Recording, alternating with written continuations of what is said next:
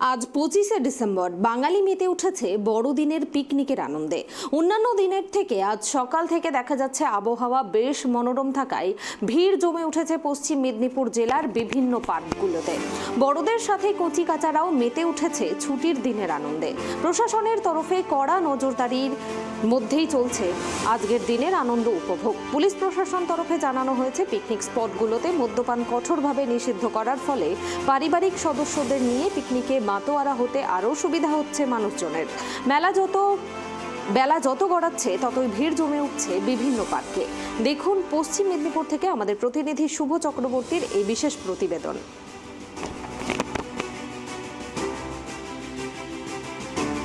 আমরা আসছি দাসপুর 2 ব্লকে হাজরাবের গ্রাম থেকে। ভালোই লাগছে, সবাই এখানে মানে উপস্থিত হয়েছে, সবাইকে দেখে ভালো লাগছে। আমাদের মেনু হচ্ছে আমাদের মানে ভাজাভুজি হচ্ছে, এমনি ভাত হচ্ছে, মাংস, তারপরে দই আছে, পাঁপড়, চাটনি।